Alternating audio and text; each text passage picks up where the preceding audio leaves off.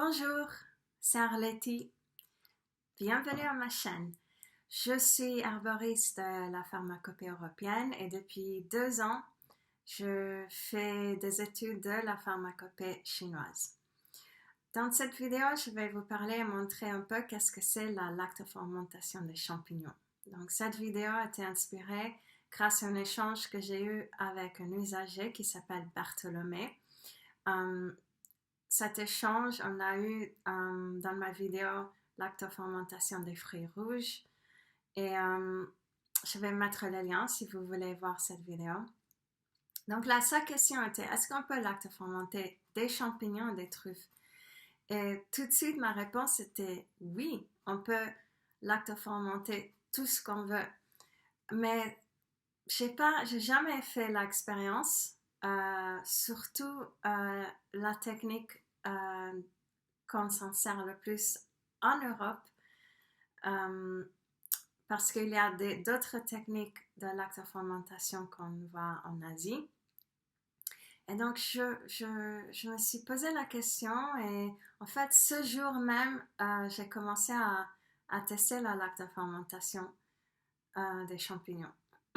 Donc, dans cette vidéo, je vais partager ces expériences et vous montrer des photos. Et premièrement, il faut que vous sachiez que les champignons, ça c'est une glorieuse espèce.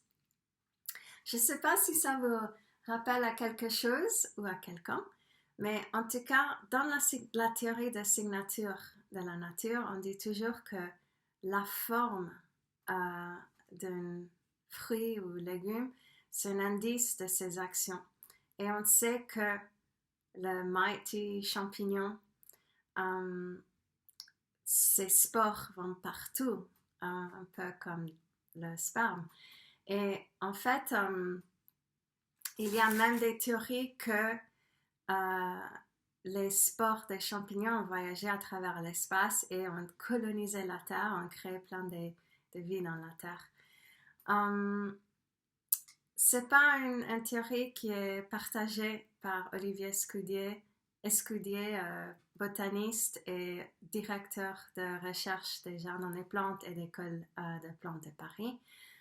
Il est un super professeur, un très bon botaniste, mais je trouve qu'il est très conservateur avec ses points de vue.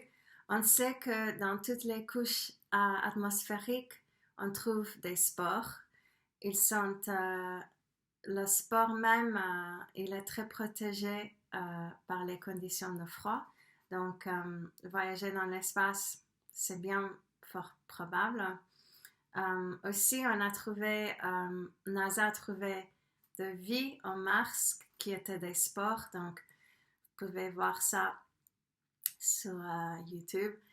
En tout cas, c'est vrai que c'est un ongoing débat et ça va prendre du temps, mais pour moi, c'est vraiment tellement évident que les spores peuvent voyager à travers l'espace.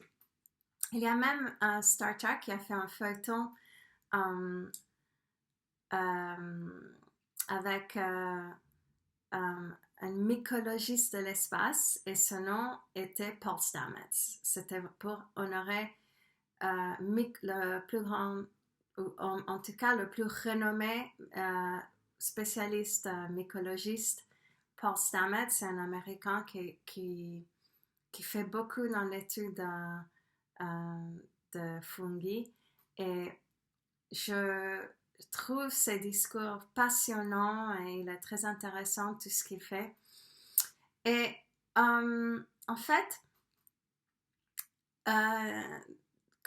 dans l'alimentation vivante, on a vraiment souvent cette notion qu'il faut manger que du cru. Et j'ai appris à la dure que c'est pas vrai, qu'il y a certains aliments qu'il faut absolument cuire. Et je suis tombée malade 2 fois en mangeant des champignons sauvages, des champignons qui étaient parfaitement comestibles, mais il y avait des traces de toxines qui sont cuits avec la chaleur et j'étais vraiment violemment malade et je me suis promis après la 2e fois que j'allais plus jamais manger des champignons crus Et en plus, peu après, j'ai trouvé des discours de Paul Stamets qui justement qui confirmaient mes sentiments. Il disait que les champignons, il y a même dans les comestibles des toxines qu'il faut éliminer. Donc, bon, bien sûr, le champignon de Paris, c'est un champignon cultivé. C'est complètement, c'est pas du tout un champignon sauvage, donc c'est vraiment une autre catégorie. Mais quand on est dans les champignons sauvages, il faut tous les champignons sauvages, c'est mieux de les cuisiner. Alors, les champignons, c'est vraiment un aliment vénéré dans la pharmacopée chinoise. Il y a même des contes avec un grand champignon de Rishi, Lingzi, au niveau de arriver au grand sommet de spiritualité, que ça aide vraiment avec ces pratiques spirituelles. Ça pèse le cœur, je pense à Fuling, que pour l'anxiété, ça pèse le cœur aussi. Reishi, c'est un champignon qui vraiment aide à aussi calmer le cœur et aussi pour le système immunitaire, c'est un grand champignon. En fait, la plupart des champignons vont soutenir le système immunitaire à travers les polysaccharides. Alors, pour ceux qui connaissent le Dr. Young, il a écrit un livre sur le pH. Alors maintenant, ça m'échappe le nom du livre. Je pense que c'est Dr. Robert Young, The pH Miracle, le miracle du pH. En fait, lui, c'est un vrai pionnier dans tout ce qui était pH, et maintenant, c'est pas seulement confirmé scientifiquement, mais c'est quelque chose qui est très pris en compte par les naturopathes, tout le monde qui est vraiment dans la santé holistique, c'est que en fait, il y a des substances alimentaires qui sont très acidifiantes et qui vont aider à créer des maladies. Parce que la racine des maladies, c'est émotionnel, et ce qu'on mange, ce qu'on boit, ça va servir comme un outil, ou bien pour propager une maladie, ou bien pour aider à libérer, surtout si on fait tout ce qu'il faut pour libérer les émotions, les maladies. En tout cas, Dr. Robert Young, dans son livre, surtout si vous avez des éditions plus anciennes, il parle qu'il faut vraiment éviter les champignons. Il a juste dit son nom générique, le champignon. Et en fait, je pense qu'une dizaine d'années plus tard, quand il y avait un vrai boom dans le mouvement de l'alimentation vivante, qui était mené par David Wolf, Dr. Cousins, il y avait un énorme penché vers les champignons médicinaux, tout ce qui est comestible, mais aussi qui sont super forts pour la nature, la santé. Donc, lui, Robert Young, il s'est rendu compte qu'en fait, ces champignons n'avaient pas le même pH que le champignon de Paris. Et il a dit qu'en fait, il a basé ses assumptions, ses présomptions sur le champignon de Paris. Parce que, en fait, en réalité, la façon qu'on mange aujourd'hui est surtout quand vous êtes dans un milieu holistique, est très différent de la façon qu'on mangeait même il y a 10 ans pour la plupart des gens. C'était les superfoods, ça n'existait pas dans le mainstream. Les champignons médicinaux, ça n'existait pas dans le mainstream. Maintenant, on trouve des marques de café avec plein de champignons médicinaux. On trouve des superfoods partout. Mais c'est vraiment pas seulement une question de poche, c'est vraiment une question d'envie, de compréhension et de conscience. Parce que quand on est dans un chemin de santé, on est souvent aussi dans un chemin spirituel parce qu'on se rend compte que ça c'est mon temple et que ce qu'on mange a un effet sur les émotions et ce qu'on mange a un effet sur mes actions. Donc, donc, lui, il a changé son avis sur les champignons en disant que c'était les champignons de Paris qui étaient mauvais pour la santé. Au niveau de pH, c'est négatif. Je trouve que quand même, il y a des vertus dans le fait qu'il y a du protéine, il y a pas forcément... les polysaccharides des champignons de Paris ne sont pas mauvaises, c'est pas les meilleurs. Il n'y a pas de fructose, par exemple. Mais en tout cas, il y a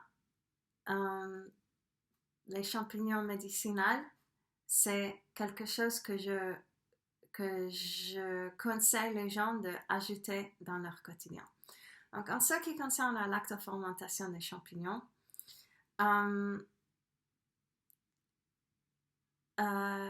mes toutes premières expériences, c'était, je voulais voir si on était vraiment obligé de... Ben déjà, je l'ai fait sans cuire le champignon parce que quand on fait une lactofermentation de n'importe quel fruit ou légume, il y a déjà cette cuisson qui est faite par le sel. Donc là, je travaille avec la technique du sel, gros sel, qui va aider au niveau des créations d'acide lactique qu'il y a déjà dans les légumes et fruits, qui vont aider déjà à contrôler les bactéries. Et donc, du coup, ma toute première expérience,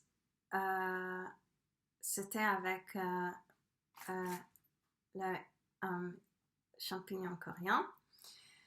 Je l'ai coupé en petits morceaux et je l'ai mis dans un bocal avec gros sel et de l'eau.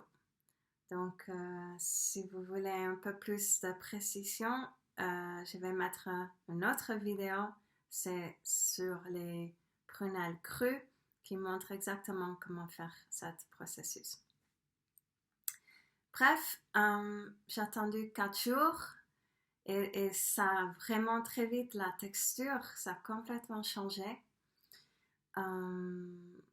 Et c'était presque dissolved, like ça peut presque désintégré. J'ai pas du tout aimé la texture, elle était mangeable que je l'ai mangée, mais j'étais vraiment pas contente. Donc même si j'ai continué à faire quelques expériences, j'ai très vite arrêté, j'ai très vite compris que c'était pas la bonne façon. Donc j'ai compris qu'en fait, même pour la lactofermentation des champignons, il faut les cuire avant. Donc, il y a 2 raisons principales pour cuire les champignons avant de faire la lactofermentation. Premièrement, donc déjà,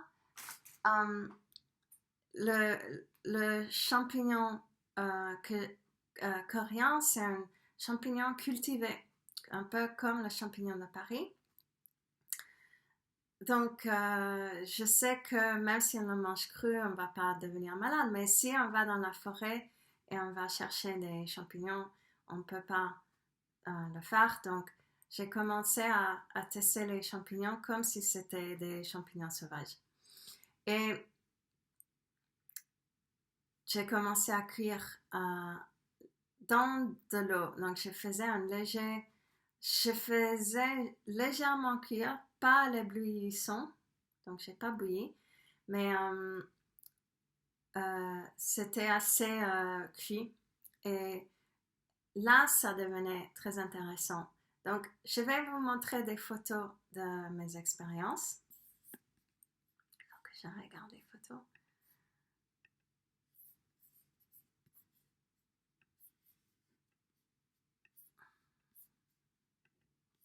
OK.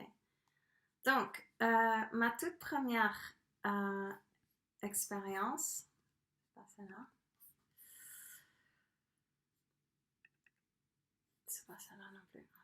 Ma toute première expérience que j'ai fait et presque à chaque fois j'ai fait cette recette en particulier. Je faisais légèrement cuire dans de l'eau les champignons et je remplissais les champignons dans un bocal en verre et j'ajoutais le liquide avec lequel j'ai cuit les champignons et après je rajoutais le sel. Donc le liquide qui restait, bien sûr, je le buvais après comme une tisane. Et là, les champignons que vous voyez, c'était les shiitake. C'était vraiment mes préférés pour faire la lactofermentation.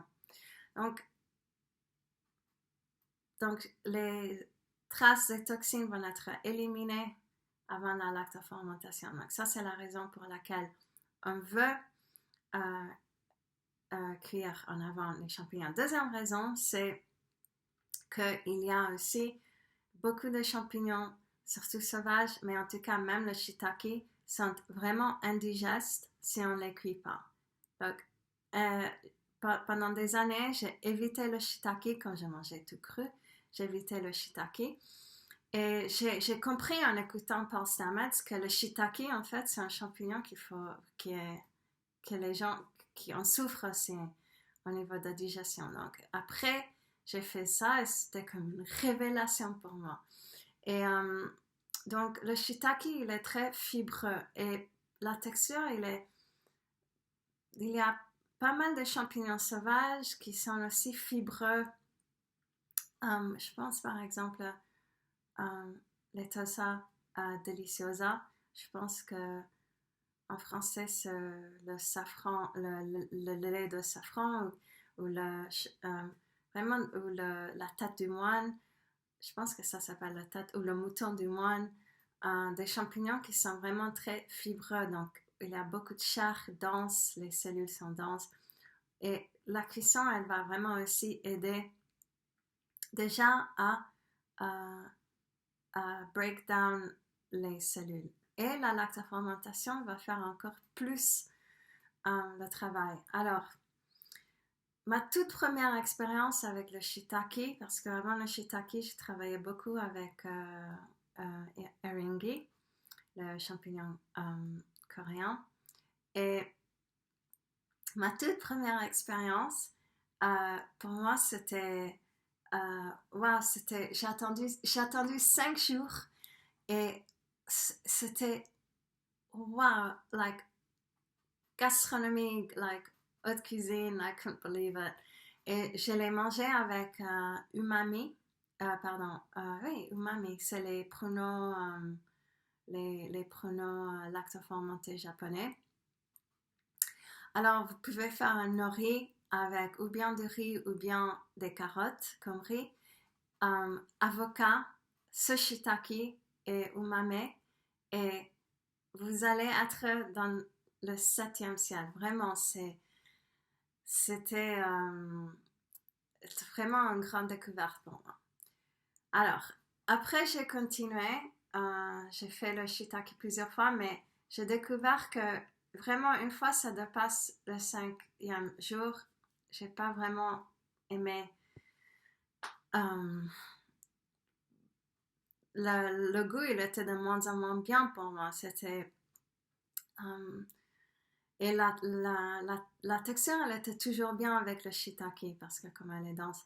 Mais le problème, c'est que quand on arrive à un goût de lactofermentation qu'on aime, on va tout de suite mettre la lactofermentation dans le frigo pour contrôler les bactéries. Et le problème, c'est que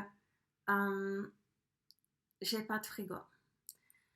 Donc, une autre chose qu'il faut savoir de la lactofermentation des champignons, c'est que dans les légumes et les fruits, ils ont de l'acide lactique qui vont naturellement, qui vont vraiment aider dans tout ce qui est probiotique.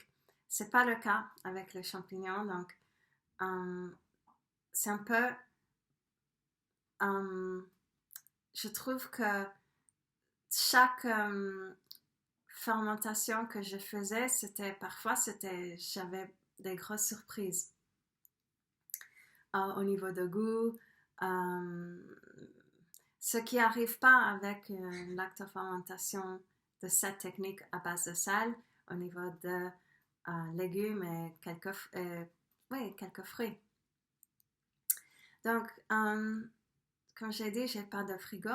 En fait, j'ai un frigo du siècle dernier. C'est un placard qui sort du mur et c'est le vent froid qui le garde frais. Mais c'est vrai que maintenant, on a des beaux jours, c'est pas évident. Donc, en tout cas, j'ai fait plusieurs types de lactofermentation. Un autre que j'ai fait, c'était aussi à base de sel, mais c'était avec du miso. Et là, j'ai quand même fait des champignons de Paris et les champignons coréens avec goji. J'ai fait une soupe. Après, je l'ai mis dans un bocal avec du sel. Et en fait, ça m'a plu. On sent légèrement le miso. Et c'était agréable. Mais c'était pas mon préféré. Je trouve que le shiitake, c'était vraiment mon préféré pour lactofermenté. Je trouve que champignons de Paris et tout ce qui est doux, ça fermente très très vite. J'ai pas de photo, mais j'ai oublié le nom. Les champignons qui sont très aimés au niveau culinaire en automne. Et pour moi, c'était vraiment un gâchis.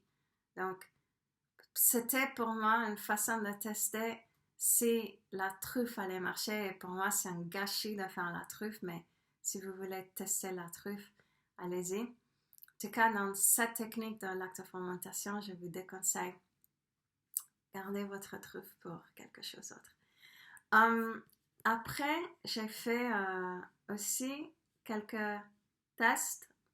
Non, en fait, j'ai fait une test seulement avec le jus de pomme.